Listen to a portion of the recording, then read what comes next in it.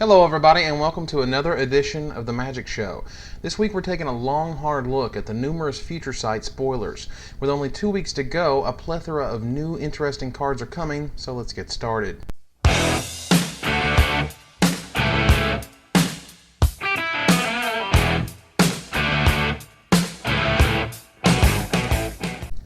I don't think there's much question on this one. Black is going to be a force in future sight. I guess the first card we should look at is Bitter Ideal. This introduces us to one of the many new keywords in the set, Gravestorm. Now I'll be honest, I think this card is awful, but many have disagreed with me as it can be incredibly powerful with something like Nantuko Husk or Greater Gargadon. However, past black spells which remove cards from the library usually include the hand in the graveyard, such as Cranial Extraction, which this one does not. I actually think that this would be a much stronger card if you could choose the zone from which to remove the card, i.e. search target player's library, hand, or graveyard for a card, so on and so forth. For now, I'll hold off judgment until I can see something that enables Gravestorm a hell of a lot better than what we currently have. On the other hand, the pre-release card, Corlash Heir to Blackblade, is an absolute bomb. Take a look.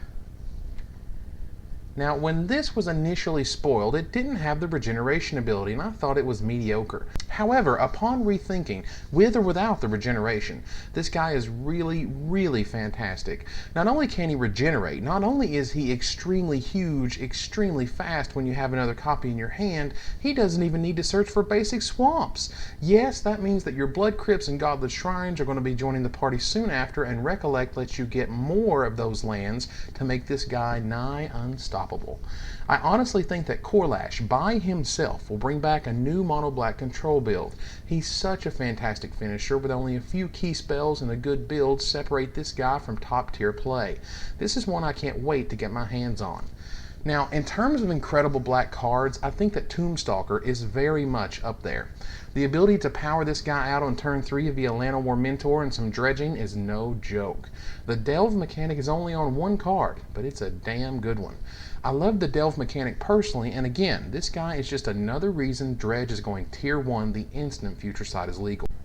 Speaking of graveyard-based problems, let's take a look at Yixlid Jailer, the antithesis to the Dredge madness on its way. Wow, what a badass. He hoses entire archetypes and will be fantastic in both aggro and control builds. I assume this guy will be making waves in standard and extended. The graveyard is quite the popular place these days, and Yixlid hoses them in just the right way. Who needs that silly graveyard anyway?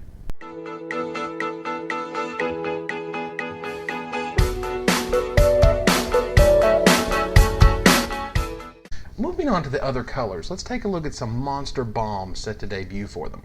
Thunderblade Charge doth not play. It is everything Hammer of Bogarden wanted to be but couldn't, and it's funny wording, meaning you can only, quote, flash back the spell if you deal combat damage, means that Rada is getting better and better. With Incinerate plus Thunderblade Charge plus the new Hellbent land, Rada is not only getting there, she's reaching for the top of the fast aggro/burn decks.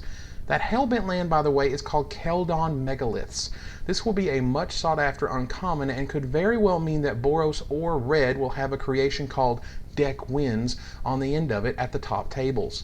This powers Gruul, Boros, and Mono Red in a way we haven't seen, and honestly is the only Hellbent spell this side of Demon Fire that looks like it's worth a damn. Regarding those uncommon lands, I'll tell you I am in no way happy about Tolaria West. This card is unfair in a myriad of ways. An uncounterable Sylvan Scrying in a Tron deck is beyond silly. It's ludicrous. People have told me that it's, quote, too slow for Tron. Yeah, okay, sure. If transmuting Tolaria West gives me my final Tron piece for when I untap, I'm probably winning the game from that point on. There's a fantastic quote from Billy Moreno's Magic Academy article from a few weeks ago. He said, quote, control decks, and I'm not kidding at all when I say this, actually plan to take damage until they stop taking damage, at which point they may win providing they don't start taking damage again.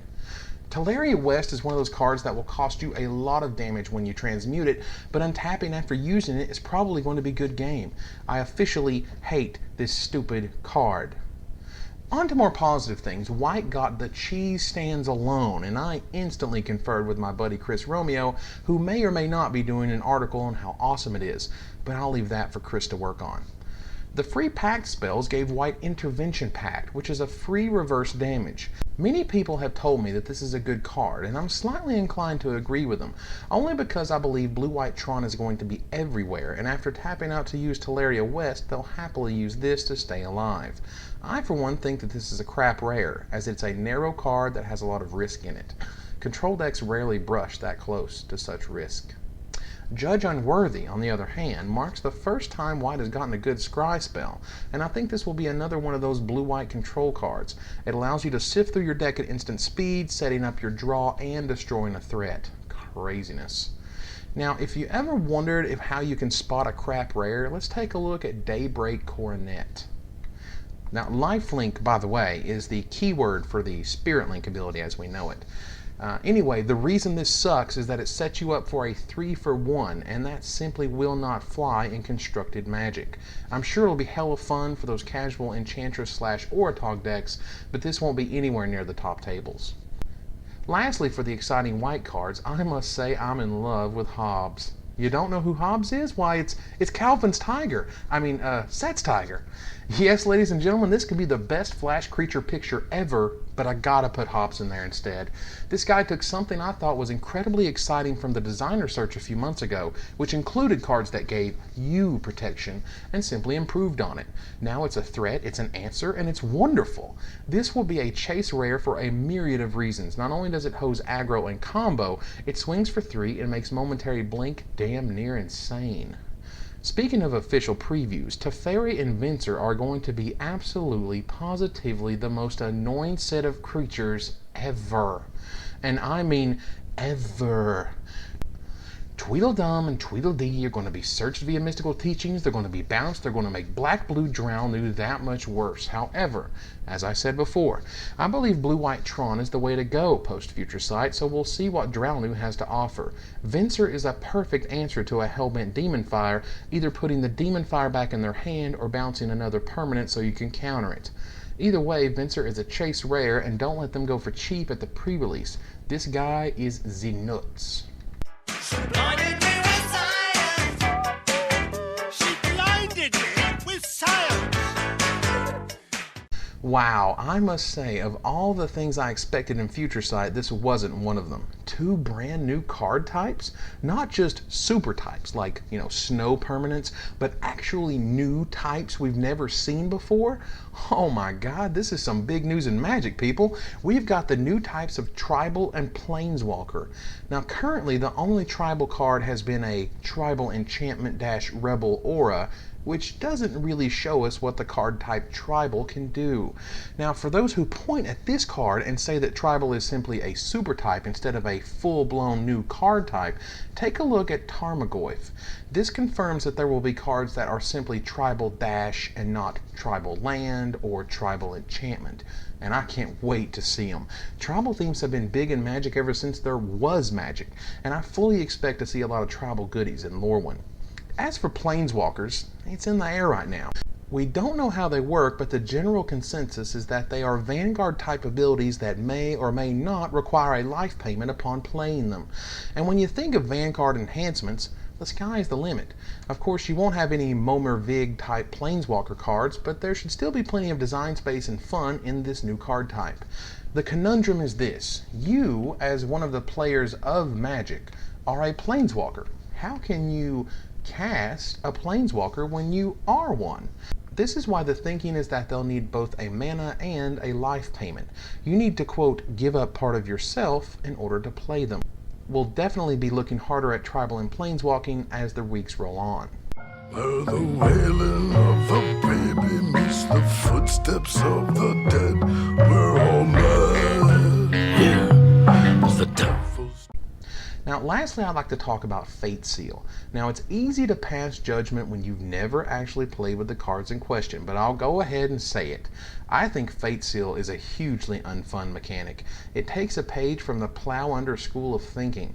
This is a ton of fun for the person playing it, but the guy on the receiving end now hates the fact that Fateseal 2 will, for most intents and purposes, give their opponent at least one free turn. Either you deny them their answer, or you get lucky and they're stuck with 2 lands plans for the next 2 turns.